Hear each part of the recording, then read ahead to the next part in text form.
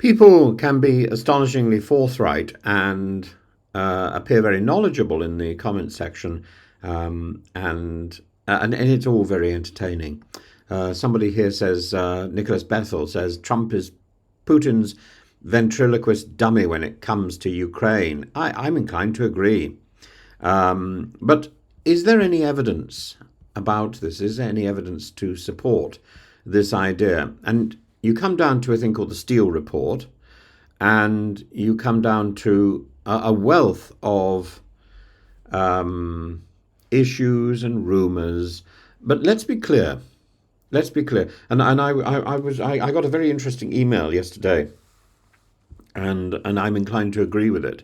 The question is not whether Russia holds compromat on Donald Trump. The question is how much and why it matters.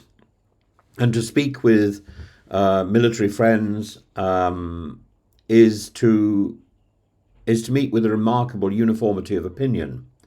There is compromat, a ton of it.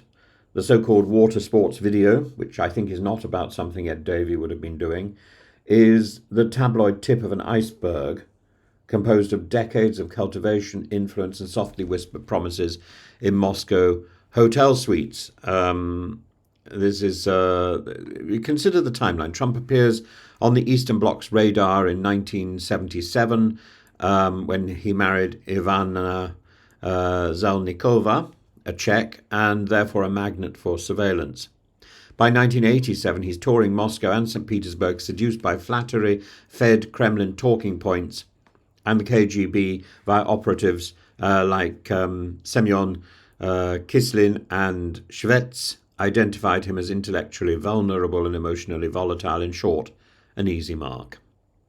He returned from that trip to run a proto-campaign for the US presidency. He placed full-page ads decrying NATO, castigating America's allies, a global wet dream for the Soviet Union at the time.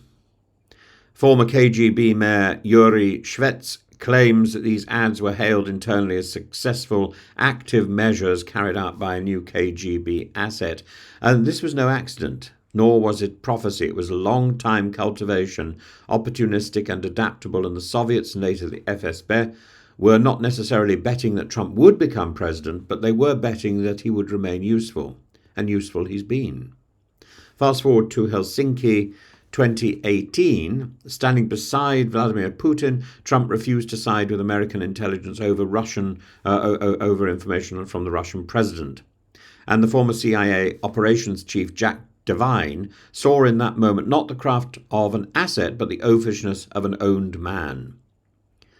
And if he were truly trained, he would have publicly denounced Putin, deflecting suspicion. Instead, he stood there like a guilty schoolboy caught between impulse and instruction. And the Mueller report, narrowly criminal in scope, couldn't and didn't touch the counterintelligence implications.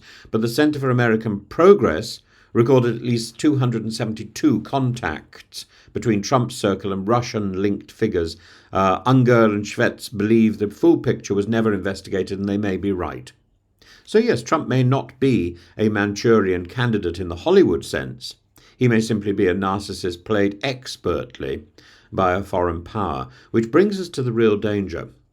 Not the compromat itself, but what it enables. Compromat doesn't need to be deployed. Its power lies in its existence, or at least the assumption that it exists. Its mere presence makes Trump cautious when he should be combative, erratic when he should be consistent, pliable when the nation requires resolve. It enables global entropy. It weakens alliances. It muddies American policy towards NATO, Ukraine, and nuclear deterrence. But there's a darker twist.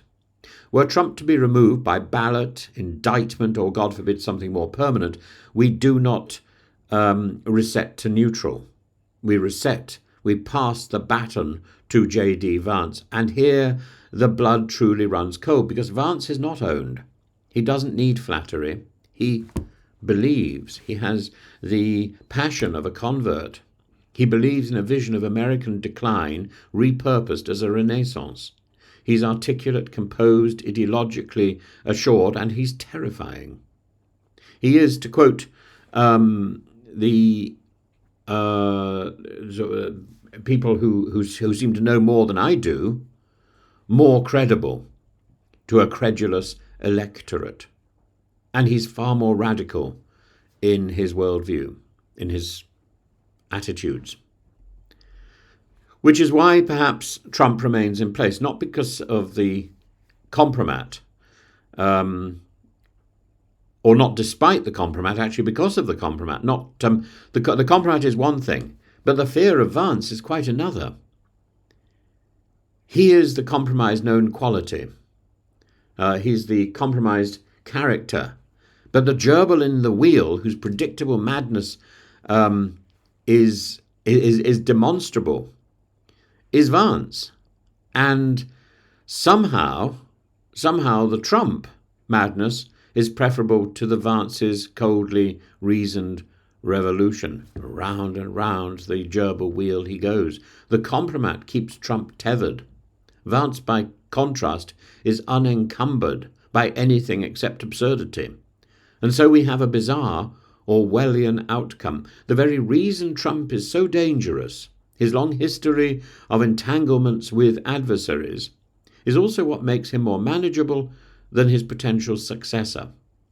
In the shifting sands of post-Brexit isolationism, US dysfunction, and Chinese opportunism, Britain finds itself without true allies, without strategic steel, or a manufacturing base to speak of. Scunthorpe, for all its symbolism, has no supply chain.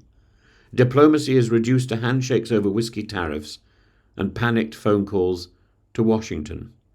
The question is not who owns Trump, but what comes after Trump. And that's far more frightening. It's a far more frightening prospect. Trump is the flatulence before the follow-through, and who knows what is in store.